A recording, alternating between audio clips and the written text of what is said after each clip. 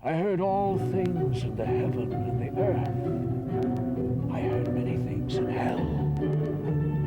How then am I mad? This Saturday, RSC TV observes All Hallows Eve with something a little different. Join us for the confession of a murderer as E.G. Hallam disposes of the Telltale Heart. Saturday night at the witching hour on RSC TV.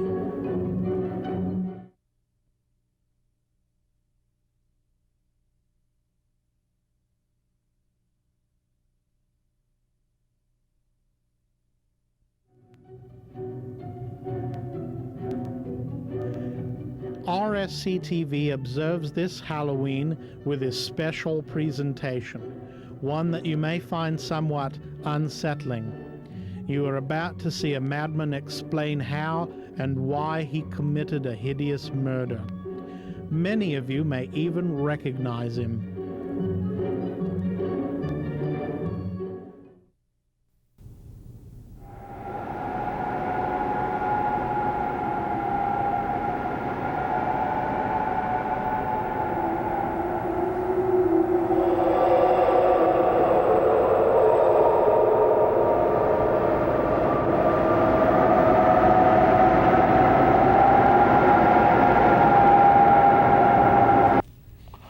True. Nervous. Very, very dreadfully nervous I had been. And am. But why will you say that I'm mad? The disease had sharpened my senses, not destroyed, not dulled them. Above all was the sense of hearing acute. I heard all things in the heaven and the earth. I heard many things in hell. How then am I mad? Hearken and observe how healthily, how calmly I can tell you the whole story.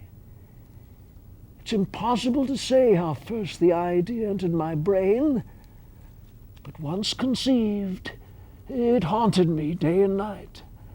Oh, object there was none, passion there was none. I loved the old man. He'd never wronged me. He'd never given me insult. For his gold I had no desire. I think it was his eye. Yes, it was this. One of his eyes resembled that of a vulture. A pale blue eye with a film over it. Whenever it fell upon me, my blood ran cold. And so by degrees, very gradually, I made up my mind to take the life of the old man and thus rid myself of the eye forever. Now this is the point. You fancy me mad. Madmen know nothing. But you should have seen me. You should have seen how wisely I proceeded, with what caution, with what foresight, with what dissimulation I went to work. I was never kinder to the old man than the week before I killed him. And every night, just about midnight, I turned the latch of his door and opened it. Oh, so gently. And then when I had made an opening sufficient for my head, I put in a dark lantern, all closed so that no light shone out. And then I thrust it in. I moved it slowly, very, very slowly, so that I might not disturb the old man's sleep. It took me an hour to place my whole head within the opening, so far that I could see him as he slept upon his bed. Would a madman have been so wise as this? And then, when my head was well within the room, I undid the lantern cautiously. Oh, so cautiously. Cautious, for the hinges creaked. I undid it just so much that a single thin ray fell upon the vulture eye. And this I did for 7 long nights, every night just at midnight. But I found the eye always closed, so it was impossible to do the work. For it was not the old man who vexed me, but it was his evil eye. And every morning when the day broke, I went boldly into the chamber and spoke courageously to him, calling him by name in a hearty tone and inquiring of how he'd passed the night. So you see, it would have been a very profound old man indeed to suspect that every night, just at 12, I looked in upon him while he slept. Upon the 8th night, I was more than usually cautious in opening the door. A watch's minute hand moves more quickly than did mine. Never before that night had I felt the extent of my powers, of my sagacity. I could scarcely contain my feelings of triumph. To think that there I was, opening the door little by little, and he not even to dream of my secret deeds or thoughts. I fairly chuckled at the idea.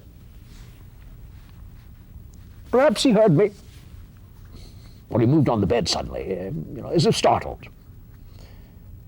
Now you may think that I drew back, but no. His room was as black as pitch, with a thick darkness, for the shutters were closed fastened through fear of robbers. And so I knew that he could not see the opening of the door. And I kept pushing it on, steadily. I had my head in and was about to open the lantern when my thumb slipped upon the tin fastening, and the old man sprang up in bed, rang out, "Who's there?"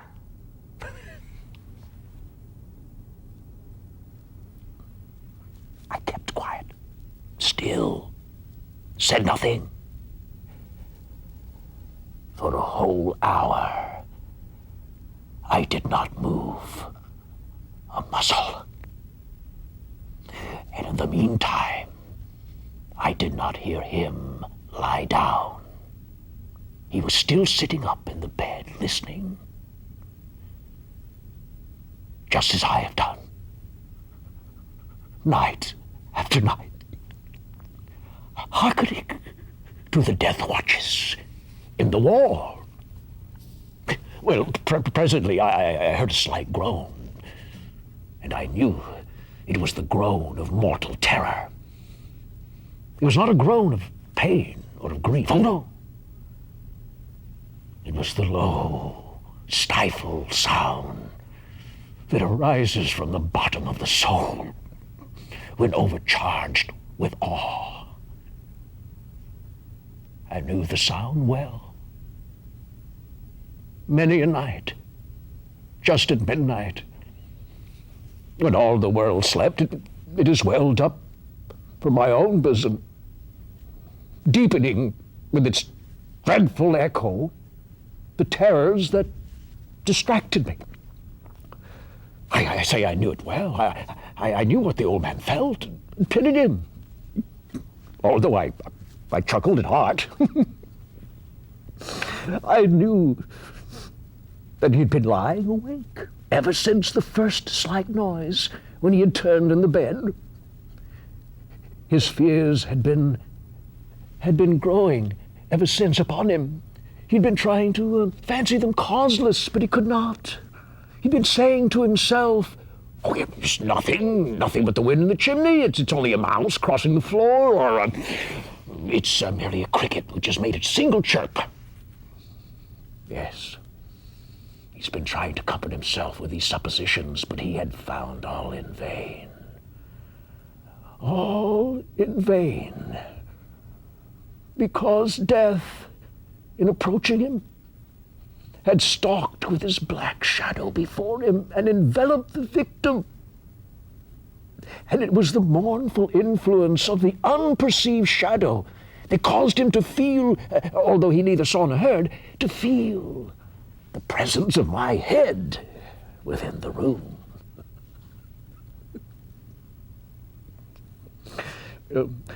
When I'd waited a long time, very patiently, without hearing him lie down, I resolved to open a very, very little crevice in the lantern. So I opened it, You cannot imagine how stealthily,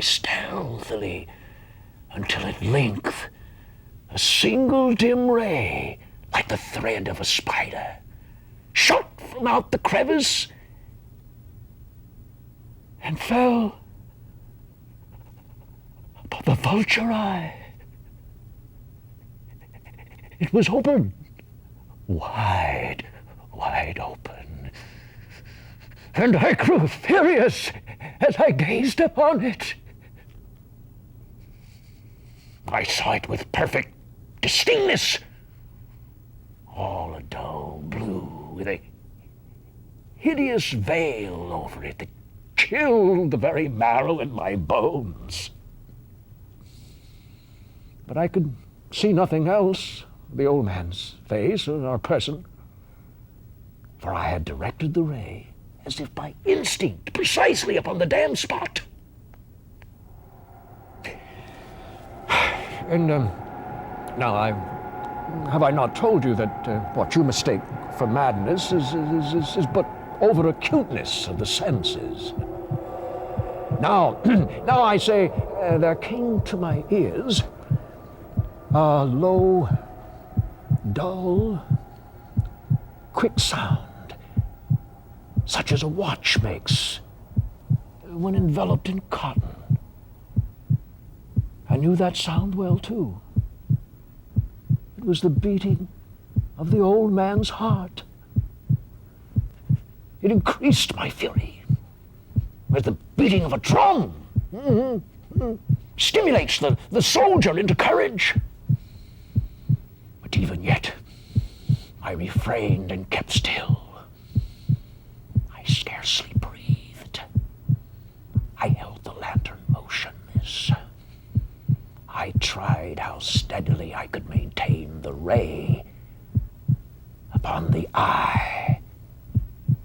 Meantime, the hellish tattoo of the heart increased. It grew quicker and quicker and louder every instant. The old man's terror must have been extreme. It grew louder, I say, louder every moment. Do you mind me well? And I told you that I'm nervous, so I am. Now, at the dead hour of the night, amid the dreadful silence of the old house, so strange a noise as this excited me to uncontrollable terror. Yet for some minutes longer I refrained and stood still, but the beating grew louder and louder. I thought the heart must burst. And now a new anxiety seized me. The sound would be heard by a neighbor. The old man's hour had come. With a loud yell, I threw open the lantern and leaped into the room. He shrieked. Once only. In an instant, I dragged him to the floor and pulled a heavy bed over him. I then smiled gaily to find the deed so far done. But for many minutes, the heart beat on with a muffled sound. That, however, did not vex me. It would not be heard through the wall. At length it ceased. The old man was dead. I removed the bed and examined the corpse. Yes, he was stone dead. I placed my hand upon the heart and held it there many minutes. There was no pulsation. He was stone dead. His eye would trouble me no more. Now, if you think me mad, you will think me so no longer when I describe the wise precautions I took for the concealment of the body. The night waned, and I worked hastily, but in silence. First of all, I dismembered the corpse. I cut off the head and the arms and the legs. I then took up 3 planks from the flooring of the chamber and deposited all beneath the scantlings. I then replaced the boards so cleverly so cunningly that no human eye, and not even his, could have detected anything wrong. There was nothing to wash out, no stain of any kind, no blood spot whatever. I'd been too wary for that. A tub had caught all. And when I'd made an end of these labors, it was 4 o'clock, still dark as midnight. And the bell sounded the hour. There came a knocking at the street door.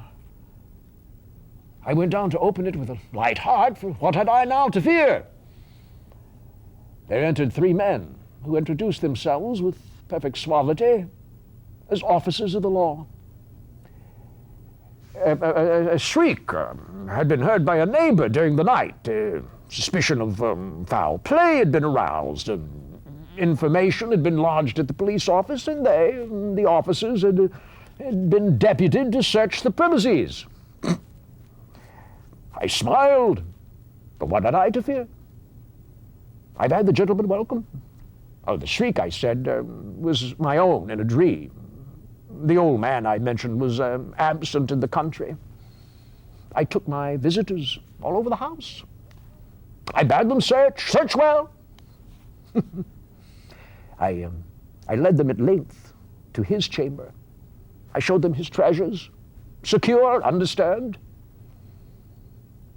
In the enthusiasm of my confidence, I brought chairs into the room and desired them here to rest from their fatigues, while I myself, in the wild audacity of my perfect triumph, placed my own seat upon the very spot beneath which reposed the corpse of the victim. The officers were satisfied. My manner had convinced them. I was singularly at ease. They sat, and while I answered cheerily, they chatted familiar things. But ere long, I felt myself getting pale and wished them gone. My head ached, and I fancied a ringing in my ears. Still, they sat and chatted. The ringing became more distinct, continued and became more distinct. I talked more freely and, to get rid of the feeling, but it continued and gained distinctiveness. Until at length I found that the noise was not in my ears. No doubt I grew very pale, but I talked more fluently and with a heightened voice, and yet the sound increased, and what could I do? It was a low, dull, quick sound, much like the sound as a watch makes, but it developed in cotton. I gasped for breath, and yet the officers heard it not. I talked more quickly, more vehemently, but the noise steadily increased. I arose and I argued about trifles in a high key and with violent gesticulations, but the noise steadily increased. Why would they not be gone?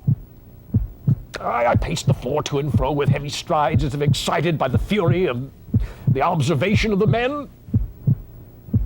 But the noise steadily increased. Oh, God! What would I do? I foamed, I raved, I swore, I swung the chair upon which I had been sitting, grated upon the boards. But the noise arose over all and continually increased. It grew louder, louder, and still the men chatted pleasantly and smiled. Was it possible they heard not? Almighty God. No, they heard! They suspected, they knew! They were making a mockery of my horror. This I thought. This I think. But anything was better than this agony. Anything was more tolerable than this derision.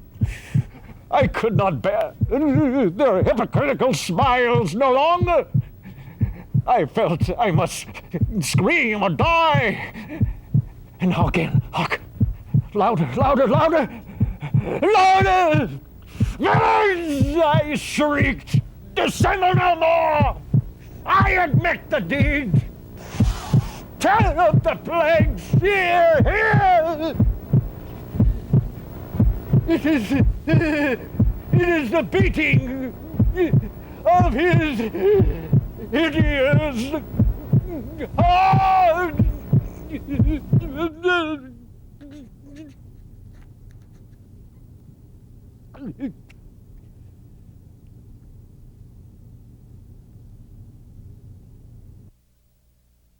RSC TV takes this opportunity to wish you all a safe and happy Halloween.